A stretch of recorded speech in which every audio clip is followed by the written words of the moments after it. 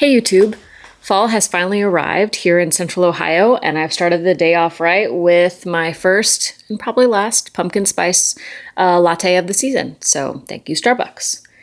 So with fall, I am excited because we are going to be doing a fall photography trip.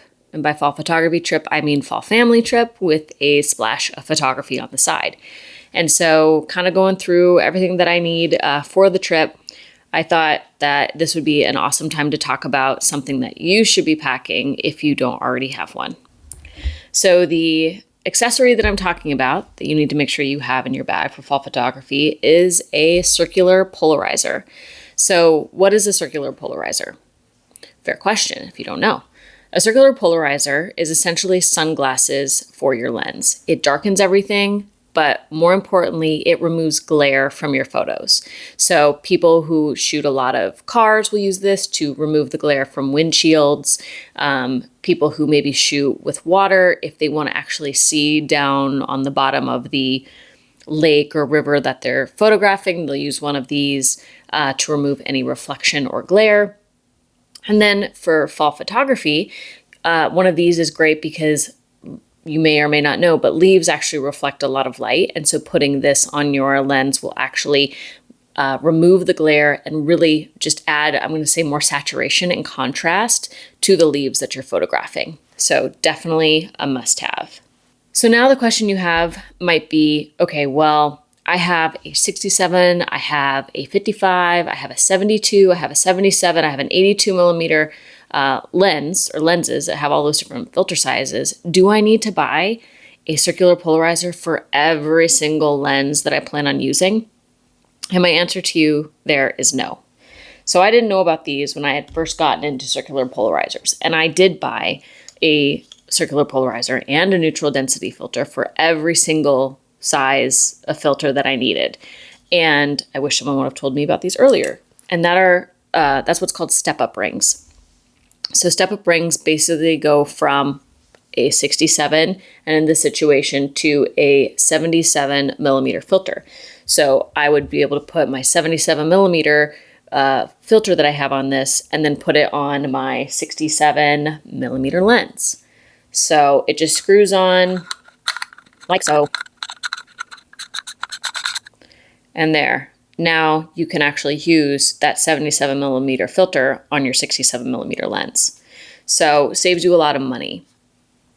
Now, the next accessory that I'm going to show you today is another filter that you should be using, or most likely will want to use in conjunction with your circular polarizer, especially here, maybe more on the East Coast. Might not be so much important like in Colorado where we moved from, just because there's not a lot of streams there, depending upon where you're shooting your aspens at, which are the only tree really that you can photograph in the fall. And that is a neutral density filter.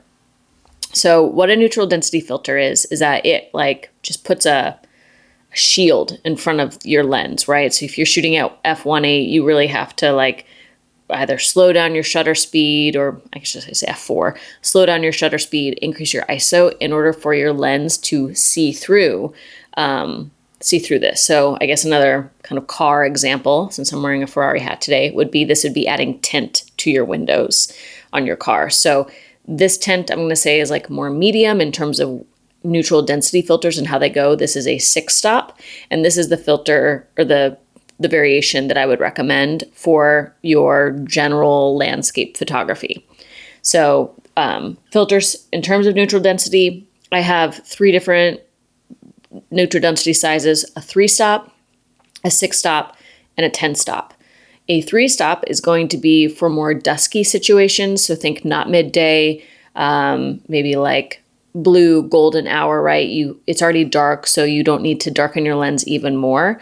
I like the 6-stop because it's, again, just a little bit, I'm going to say, more all-purpose. You can still use this midday, but then if you need to, you can still use it more like the dusky situations. And then the third one that I have is a 10-stop. And a 10-stop is if you really want to slow down a crowd. So think like a busy area, like a waterfall in Iceland, and there's hundreds of people walking around. You can put a 10-stop on, keep your shutter open for a few minutes, and hopefully by the time everybody moves, you get more of a clean photo of said waterfall. In terms of if you want to buy maybe multiple neutral density filters, a good place to start would be buy a 6 and then buy a 3, and together, because you can stack them, you're going to get 9. So now you're getting closer to that 10.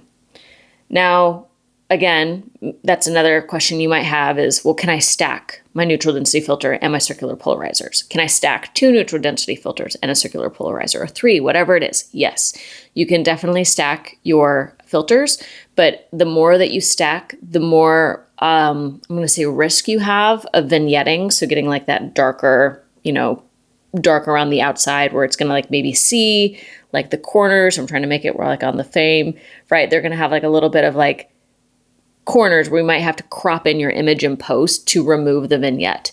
Now, they make a lot of new filters nowadays. An example might be the ones that I have over here from Nisi, where they say that you actually won't get vignetting up to 16 millimeter, but anything wider you'll have vignetting. But again, the more filters that you add, the more likely that you'll get some of that vignetting in the corners. In addition, and again, like the glass that I'm using on my filters are very high quality, but you also have some risk of maybe some color shifting within those images that you'll just have to correct in post. Let's talk about the filters and the brands that I actually have in the event that you want to go out and purchase them. So my tried and true, the brand that I've loved and have used for years now, is a super small company that half the time camera stores don't even sell. And that is Breakthrough Photography. I believe they're about in California. And I have just been super happy with these filters. This one is their X4 series. They're very expensive. And I would say that for my circular polarizer, I think I bought this one new. But a lot of them, at least in terms of my neutral density filters, I've bought them used on eBay. And that's just because probably a lot of people just like me take really good care of them, and or they're only used a few times a year. So they look brand new. So I think this was my 6th stop, and it doesn't even look like, anyone used it, even when you look at like the filter threads. So I really like my Breakthrough filters in terms of the screw-on filters. The other filter, and I should also say, they do have a cheaper version called the X2, and I have some X2 filters on UV filters for my cheaper lenses, and they're not like the cheapest, UV filter out there. But again, if you're spending $1, $2, $3, $4, well, I guess not $4, $1, $2, or $3,000 on a lens, like don't put $20 glass on it, right? That kind of defeats the purpose. So at least buy something quality and just account for that being part of the price. But they make these X2 ones that are an aluminum UV and this one, X2, is an aluminum UV filter, but they make an aluminum mount filter, I should say, versus a brass. All of my step-up rings are from Breakthrough as well. I think these guys are around like $40. And some of the newer ones, it's nice they've been putting actually like the size on this part of the filter, so it's like more easy to see. And this is all a brass step-up ring.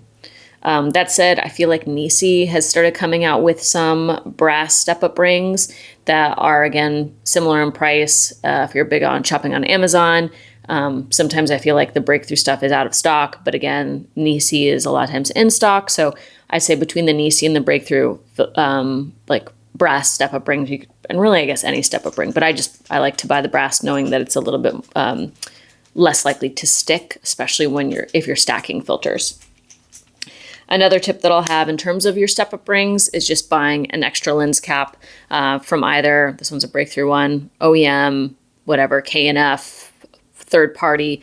But then if you want to keep this step-up ring on your lens while you're going to the next spot, or you just want to cover it and you're going to hike a little bit, whatever it is, you don't have to unscrew it and rescrew it back on. Or in this situation, right, you can keep your step-up ring on and your circular polarizer and then just put your lens cap on, so you're just ready to rock and roll for wherever you get.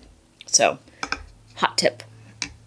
Now, the other brands that I end up using would be the Nisi. A lot of companies have started coming out with magnetic ones. This is very expensive. This is their Jet Mag. And I feel like for those waterfall shots and for people that might be adding a 3-stop and a 6-stop and a circular polarizer, it's a great way to go. But again, they're just super expensive. And I will say that Breakthrough is actually coming out with their own that you can use with a lens hood. That if it would have been available a year and a half ago, I would have gone with the Breakthrough version. But I ended up getting this for Christmas last year, and this is the one that I have. So this is the one that I use. I just don't like to do this on a daily carry because I feel like their locking mechanism isn't very good. Like you just have to line it up here, and I've done a review on this, but you have to line it up with like this line, and half the time these pieces, they just move. And if they move at all, then they come off. So I feel like this is better if you're just not using it that often, or in this situation, right, for a shorter period of time. And you just buy basically a base, or I'm going to call it a step-up filter for your lens that you own, and they have the different sizes that it comes in, and then you can just step up to, your 82 mil. Now, the other brands that I have that I have started using more of their stuff is the Polar Pro ones, and my first Polar Pro my first Polar Pro filter was actually the everyday filter for my X100 and I find that I still use it, but in this situation, I wouldn't buy a circular polarizer with a mist for fall photography because you can't take the mist away. You can always go back in, make your image seem a little bit more dreamy in post. But in this situation, right, the leaves are there for a short period of time. You're going someplace new. You might not be able to go back. I would not buy a circular polarizer with a mist filter. Now, if you want to buy it in addition, or you want to buy a mist filter and put it with your regular circular polarizer and just like do it on and off, I think that's great. But in terms of if you're going to buy a filter, I wouldn't just go out and buy their everyday filter. I would just buy the straight up circular polarizer. And so this one's the 135 Chroma PL. This one's the everyday with that black mist. So because I'm talking about Polar Pro, one, again, little tip that you might see and be like, well, I don't want to buy a 3-stop. I don't want to buy a 6-stop. I don't want to buy a circular polarizer. Polar Pro just makes an all-in-one, right? It's got mist. It has circular polarization. It's got a variable ND filter. You get a lot more color shifting with a variable ND than you do with a straight up ND. So, and maybe that's one of those things where you try it out, or you tell me in the comments below if you use a variable ND for your actual landscape photography. But for me personally, at this point in time, I would rather just stack them. I hope this has been helpful. Drop any questions that you have below. And again, I hope that you are ready for some fall photos. So we'll see you in the next video.